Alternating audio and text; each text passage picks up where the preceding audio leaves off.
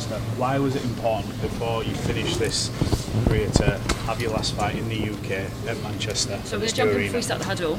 It's not in the UK, it's up north. Just when you keep asking, it's up north. But it's UK is north. Yeah, so... Okay, what do you mean you want to change it? No. But UK is north. Yeah. What's that? No, but let's get it right here. Yeah, you don't be like Talisa on Big Brother and they say, what's name of cities name of cities in the UK? She goes, you know, so don't be like that. How important was it for you to come back to Manchester No, before in the end of your the career? UK. In the UK. Yeah. Listen, I love Birmingham, I love Manchester, Liverpool, but Liverpool is cold. You understand? And I like Glasgow and Wales. So it was either one of those two cities, couple of cities, those 4 cities. But I wanted to come to Manchester because they got a new arena, the Co-op Arena. So I wanted to come here, and I was there. How emotional do you think you'll be on the night? I'm very emotional because, as I said before, I cried actually. You know, when Nicole showed me the poster, and I was like, oh Jesus. And then the funniest thing is that I was asleep, and then my 5-year-old comes in our bedroom at 3 o'clock or 1 o'clock, and then she wakes me up. She wakes her mother, goes, Daddy's crying, and I'm crying while I'm asleep. So it was quite, and in the morning they're like, what are you crying for? I'm like, it's just the last dance and stuff like that. So it's very emotional for me. You said you had a surprise. Do you have any hint on the surprise that you Motherfucker, shit. That's why it's called a surprise. How you wanna ruin the surprise for? Shit. It's a surprise. That's why it's called a surprise. Any disappointment, Derek, that it's not Gerald Miller? Well, obviously, when you put these two together, I mean, it does present itself as a war. Disappointment that it's not Gerald? Listen, he's got issues he has to deal with, and he has to deal with those issues, and we'll see. You know. What was the basis of the of Otto's problem with you? Just that you suggested that Joshua would knock him out, or was there something else? That was it. Nothing else. Do you have any worries about Otto Wallin? Are you just Yes, I do have worries because he's a very tall guy. He's got good jab, and he likes to move around the ring a lot. But that make me more fearful of him when I'm training, when I'm getting ready for this fight. So I'm a bit excited. What's your favourite memories looking back? Because you've had a lot of highlights in and out of the ring, as Frank alluded to as well. You know what? There's so many, man. The one will be like you come back home and you can't eat your food for a couple of days because you've got cuts in your mouth and you're like, I can't do this anymore. Or one is when I finish the fight and my daughter goes to me, you're not retiring, are you? I'm like, no, I'm not. And she was like, yes. I can see the enjoyment on her eyes. And my memories are just like, you know, some reports were with us and now they're gone. You know, it's just a circle of life. But I enjoyed every moment of it. The good, the bad, every moment of it, man. You know, even when Sky goes to me, I should be banned from boxing, A and B and C, and then suddenly I'm back again. They're loving me, but it's just the way of human beings. So I like it. Have you had a favorite opponent throughout your career? All of them, they've been my favorite opponents. All of them. It's like asking which one's your favorite kid. All of them. Do you have a favourite kid? Pardon? Do you have a favourite kid? No, I love all my kids the same. Eric, you've obviously got a good relationship with Anthony Joshua. We all saw what he done to Otto last year. Have you had any conversations from AJ about how you can go about defeating him? No. Me and AJ don't talk about boxing. When we see each other, we'll just talk about family, and that's it. What was your memory of the spars with Otto? With what? With Otto, the sparring with him? Oh, I don't remember. Like, sparring is sparring, people. You know, sparring is sparring. I don't judge people by the way they spar me and stuff like that. So for me, I don't even want to talk about that. Del, obviously you've got a couple of fights left. But have you thought about what life will be like once you do hang the gloves up, or is that something that you haven't thought about yet? Do you know what you'll do once you do eventually call it a day? I am bringing out War on Pain. Which is? You're interested now. War on Pain. I'm working on a strain of cannabis, I'm working on it. I've been working on it for the last 2 years. So that's going to be amazing. Derek, you said you were going to bring Dillian Whyte one energy to this fight. That's one of the best Who the fights that... fuck are you? How the fuck you jump in the line? I just snuck in. He's snuck in, you can see That's him one and of kiss the- my ass. That's and one of the go. best fights that Manchester boxing has seen, and everyone still wants to see that trilogy. Is that a fight that you would like down the line, and what are you feeling towards Dylan? For right now, Dylan is fighting in Gibraltar. I don't think he's got a license to fight in United Kingdom right now. He's got a fight in Gibraltar. Who's he fighting in Gibraltar, Nico? Laser Tete. Huh? Tete. Who? Tete. Who's he? He boxed Daniel Dubois. Ebenezer Tete. Ebenezer Tete. And how many rounds did Daniel win? 2, I think. Was it? 2. Yeah, Okay. it was pretty early. He's okay. Is it Yeah. unfinished business with you and him still? No, I love Dylan. You know, he's put my nephew on his undercard because he loves my nephew, which is amazing. Shout out to Dylan for that. Yeah, listen, it's gonna happen. Don't worry about it. It will happen. If it don't happen now, it will happen when we're in our 50s. Derek, 50th fight. I saw the TalkSport interview. Your 50th fight in Africa, in Ghana. Is that what you're hoping for? That's what I was whispering to Frank. So we're gonna work on it now. Derek, is there peace in knowing that you can control the narrative in terms of your retirement, where some fighters may not necessarily get that opportunity to do so? No, because to be honest with you, some fighters, you see, some fighters are weak. Yeah, in a way that instead of them to start looking forward to their retirement, the moment they lose a fight, they retire in the dressing room, and then they just announce to I'm retired, and that's it. And then they don't have the chance to say goodbye. And then after a while, they want to do a comeback. Do you understand? So I've come out the game on my own time, you know, because you guys actually have said it's time for you to hang them up. I bet you're one of them. No, definitely not. You're such a liar. Hey, it's up to you, innit? You're the one who's got to live the rest of your life. Yeah, mate, life is easy, man. Life is beautiful. You know, No, I mean the decision to quit. If you're not happy quitting, you then got to go and retire, and then you'll be depressed your whole life. Depressed. You're right, because most fighters are depressed. You know, and so I said I'll come out when it's the right time. And Nicole said she should retire when I retire as well, but I don't believe her. Fucking she's a liar. Is Nicole going to miss you when you retire, though? That's the main question. Is Nicole going to miss you when you retire? Nicole's part of the furniture, mate, at my house, man, so I don't know. Might have to kick her out. It was February 2007 you had your debut. How different... In Liverpool, in Wembley. Yeah. How different are you now that Derek Chisora stands here to the one at Wembley that night? Amazing. So you see, are these posters digital or what? Yeah. So in the corridor, it's print. So just like Okay.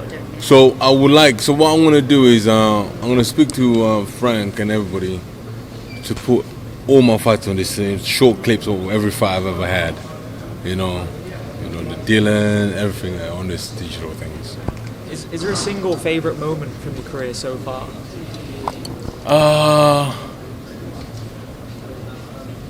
My favorite single moment so far is when we boxed in lockdown.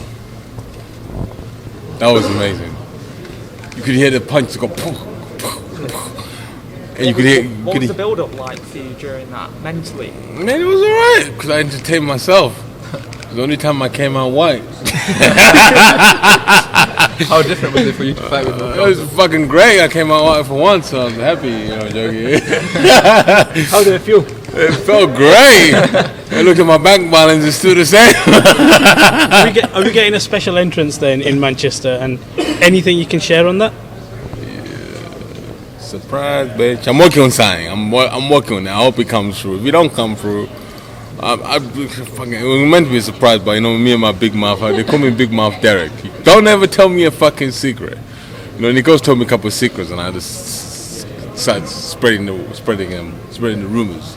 But I'm working on the Eagles to come and sing me out. Is there anyone that in the heavyweight division that you haven't? Was that Hold on, just confirm that you're working on. I'm working on the Eagles to come and sing me out. The Eagles. Yeah, you missed that, didn't you? Yeah, I was too busy jumping in the head. Yeah, But you said you weren't going to let any secrets out, so I but thought, you know what? I forgot. Let me share with you. I'm working on that. So they're aware of your connection? Yeah, I've asked one of my very good friends, and he said, okay, send me your walking in ring entrances. I've sent it to him, and he said, okay, he's working on it for me now. If you were to fight a few more times, let's say 3 more times after Fuck this, off. what would be the ideal Go on. Derek, what did you make of Tyson Fury's comments saying that Anthony Joshua and Daniel Dubois are both very limited in their ability? Listen, right now Tyson's got bigger tasks to deal with. Do you remember, I think I got a clip actually. Do you remember when Anthony Joshua lost the belts to Usyk? Tyson came out on the Instagram and goes, I've worked hard to get those belts and you lost them to a smaller man. I have to send the Middleweight. No, you're gonna have to go send the rabbit. No, I have to send the Lancaster bomber. And he was like, yeah. And then suddenly, fast forward later, deja vu. He fucking lost the belts. He lost his belt as well. Do you understand? Do I believe Tyson can beat you, Oleksandr? I look at everybody he's got in his sparring camp. I personally don't believe that you can actually. The sparring partners he's got right now, they're pushing him to be menace. You know, they are in awe of Tyson. You know, they will pull their punches when they're sparring. You know, they will. This is what I'm seeing from the things I see on Instagram. So, I mean, what I see, what Alexander's doing is totally different to what. Because I think Alexander's way is more like start fast and finish fast. He knows he can hurt him now, so he's gonna come and try and hurt him. You will not, as he keeps saying, you won't leave him alone. I would love Tyson to win, but right now those odds are not looking great. Do you think there's anyone who can beat Oleksandr Usyk in the heavyweight division at the moment? I'd beat him. How many rounds I lose to? One? Toughest fight you've had? Toughest fight he had. Exactly. So maybe that might be a number 55. We never know. How poetic is it for you to start your career with Frank and now coming to the end you're with Frank? You know, when I left Frank, I told Frank I'll finish my career with you, and he was very upset. But you know what? As time goes on, people heal. You know, with our ups and downs together. Even when I was not with him, with ups and downs, we used to argue a lot. But now it's all done. But for the good business, we do what we need to do. You know, I'm happy. You know, only one of our close friends is not here anymore, Dean Powell, because he was the reason why I signed with Frank Warren. Was it Dean who put you in the Union Jack as well? Dean Powell, yeah, put me in Union Jack. It was funny though, that story though. Yeah, go on. Nah, fuck off. It's a good story though. It's a good story though. Yeah. Del, you fought everyone in your career. I think you're one of the few fighters who can probably rest their head on the pillow at night knowing no regrets, did everything, and you've come out of it. I say no regrets, but I suppose from the horse's mouth. Is there anything you look back on now and go, I wish I did that? No. I'm just upset though because when I boxed in Finland, I tell you two things that upset me in the boxing game. The Finland fight, yeah. But before the Finland fight, I was mandatory for the silver or WBC, yeah. And then I had this guy called Steve Goodwin managing me, yeah. Steve Goodwin decided to call me up, say, I can get you to fight for the European title. A and B. I'm like, and he goes, yeah, fight for the European title. Knowing that he's done a back deal with Eddie for me to say I'll fight for the European title, and then he can drop me off for the WBC and then give my WBC to Dylan. Do you understand? And then he kept on like, nah, I want to go for the silver. He goes, no, go for the European, it's better. And I did that, and the moment I say yes, an hour later, I see Dylan announcing he's fighting Robert Elenius for the silver belt. So that kind of pissed me off, and I'm still looking for that prick. If I see him, I swear to God, I'm going to fuck him up. Steve Goodwin, if I see you, you are fucked. I might fuck his door for the sake of it. Derek, I just want to ask something away from boxing. You've seen guys like David Hay, Tony Bellew, I think Barry McGuigan's in the jungle right now. After retirement, if ITV ever approached you for that, would you ever go into the jungle? Fellas, let me tell you something. I've lived poor all my life growing up. I ain't gonna eat fucking balls for the sake of you guys to vote for me to eat more balls, am I? People say, it's all a facade. Have you seen on TikTok that tribe in Africa when they like cooking by the fire and then the thing is just boiling and it takes it and it eats it? I'm like, fuck, I want to do that for you, and eating beans for what reason? Because I want to get, for what? People telling me, be good for you. People will connect with you, and people will do. I'm like, why do I need people to connect with me for while I eat this fucking wrap and then hang out with snakes? Fucking Fury, I hate snakes. You don't understand. I fucking hate snakes. What about if the pay is like really good? I take a shit sitting down, and now I have to go fucking squat while I take a shit. Huh? I sleep on a nice bed and I have to go. But it don't make no sense. Why? Why? Well, tell me why. Because you want to get more followers on your Instagram and TikTok? Huh? The only people who've done very well from this, yeah, is Marvin, yeah, who was in there with Tony.